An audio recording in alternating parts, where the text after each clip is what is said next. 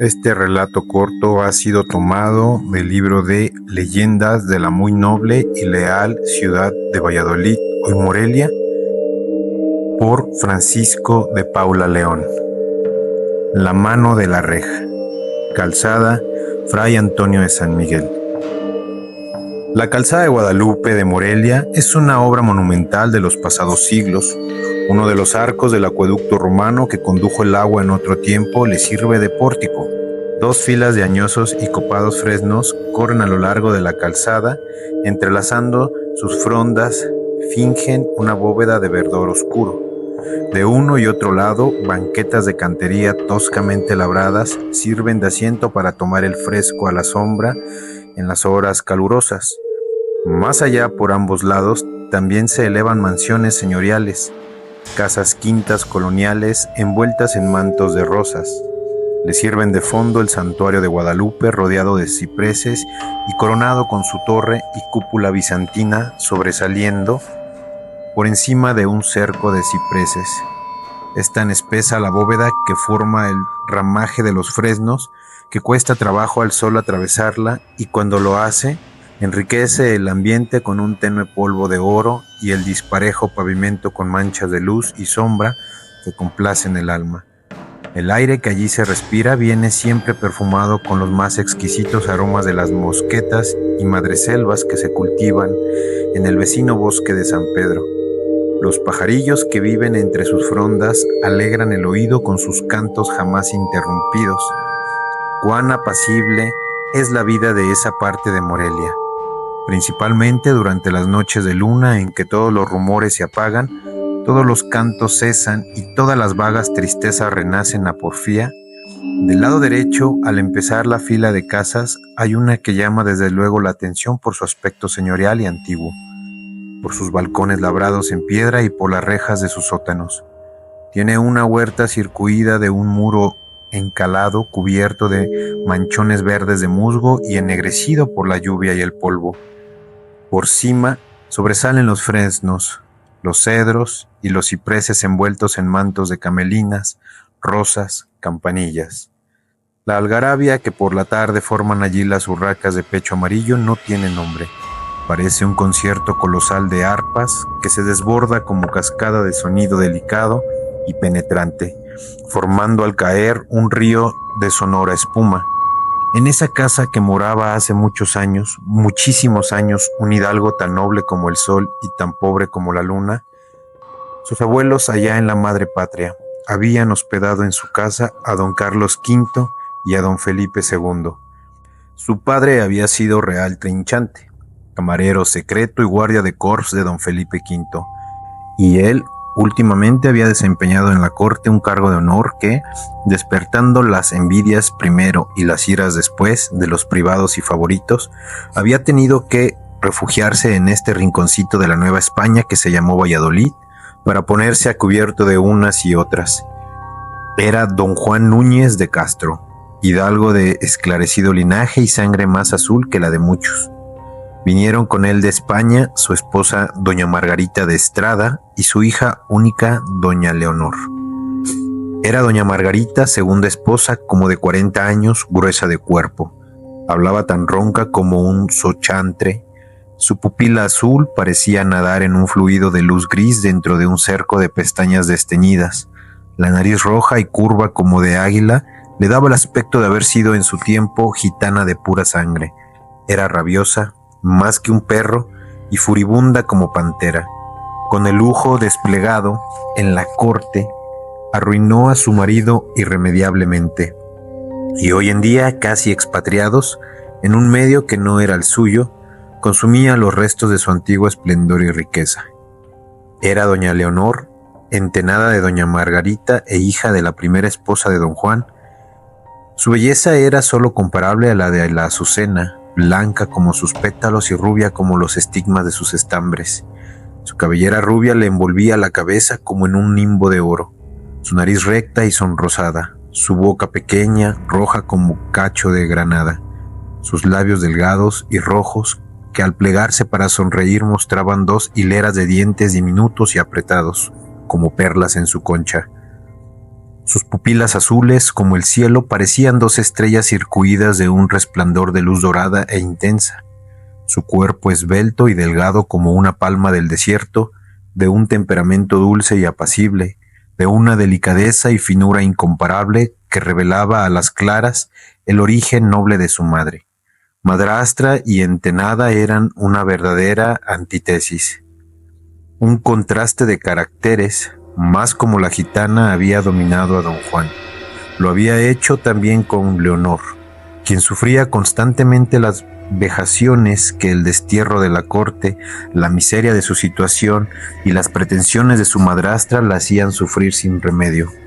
No podía la noble muchacha asomarse a la ventana, ni salir a paseo, ni tener amigas, ni adornarse, ni siquiera dar a conocer que existía. Debía estar constantemente o en la cocina guisando, o en el lavadero lavando, o en las piezas barriendo.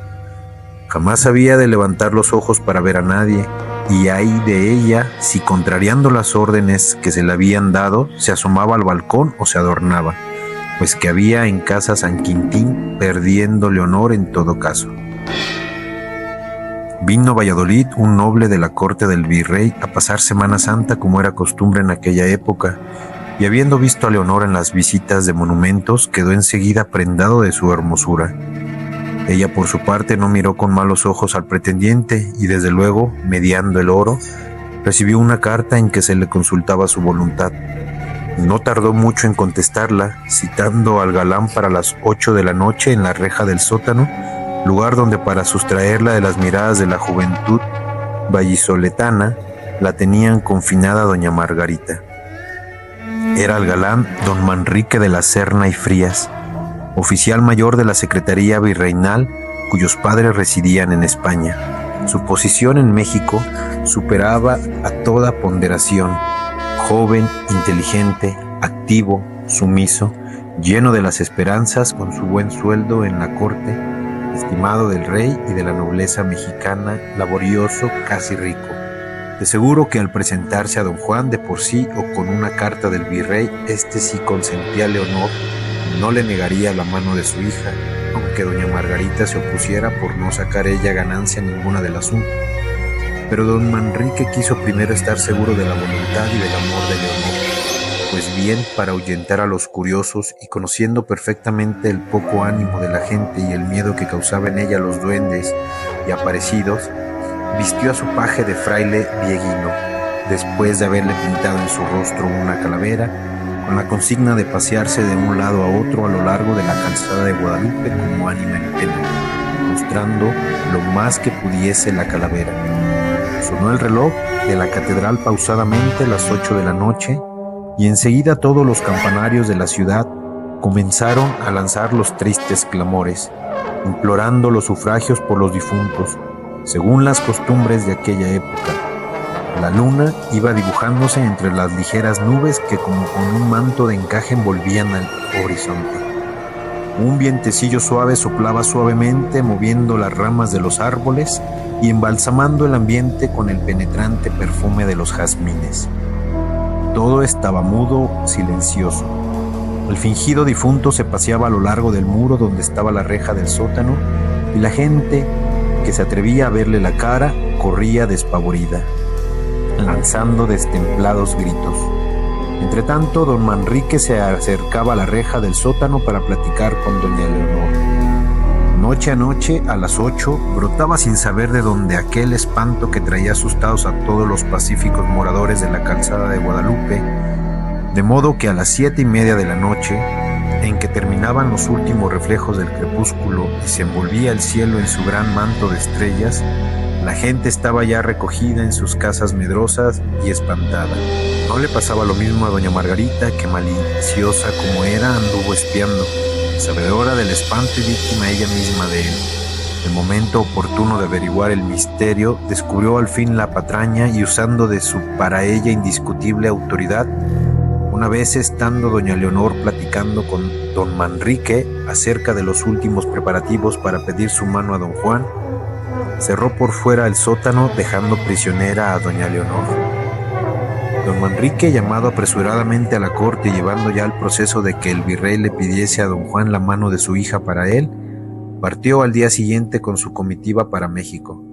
Doña Leonor, al querer al día siguiente salir del sótano para entregarse a sus ordinarias ocupaciones, encontró que no podía salir por estar cerrada por fuera la puerta. Así pasó todo aquel día llorando y sin comer. Don Juan no la extrañó porque jamás se presentaba en la mesa. Duraba días y días sin verla, así es que no notó su ausencia. Además, había salido de Valladolid a fin de arreglar los últimos detalles de las siembras de una hacienda no lejana que había comprado con la herencia materna de su hija, y por lo mismo no pudo darse cuenta de la prisión de doña Leonor. Mas como doña Leonor no quería perecer de hambre y conservarse para su muy amado Manrique, durante el día sacaba por entre las rejas su mano aristocrática, pálida y casi descarnada, a fin de implorar una limosna por amor de Dios a los transeúntes que siempre ponían en ella un pedazo de pan. Doña Margarita había difundido que doña Leonor estaba loca y que se ponía furiosa, y por eso estaba recluida, y como no le bastase el mendrugo que se le suministraba, la madrastra por eso pedía pan. El espanto había acabado. Ya no se veía al fraile discurrir por la noche a lo largo del muro, pero hoy de día no cesaba de estar una mano pálida como de muerte implorando por la reja la caridad pública, con voces débiles y lastimeras. Mas un día, día de Corpus Christi, por más señas, cuando las sonoras campanas de la catedral echadas a vuelo pregonaban la majestad de la Eucaristía que era llevada por las calles en medio de una pompa inusitada, llegaba a la puerta de la casa de don Juan una comitiva casi real, a cuyo frente iba don Manrique, que traía para don Juan la carta del virrey en que para él le pedía la mano de doña Leonor. Don Juan, asustado, conmovido, empezó a dar voces llamando a doña Leonor.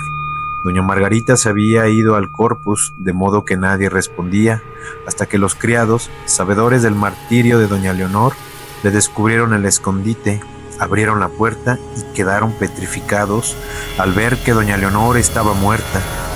Fueron aprehendidos en el acto padre, madrastra y criados, y consignados a las autoridades reales, sufriendo al fin cada cual un condigno castigo. Don Manrique, engalanando el cadáver de doña Leonor con el traje blanco de boda que llevaba para ella, le dio suntuosa sepultura en la iglesia de San Diego. Después, por mucho tiempo, se veía a deshora en la reja del sótano una mano aristocrática, pálida y descarnada como un lirio marchito, que apareciendo por la reja del sótano, imploraba la caridad pública pidiendo un pedazo de pan por amor de Dios. Como me lo contaron, te lo cuento. Los hijos de la noche.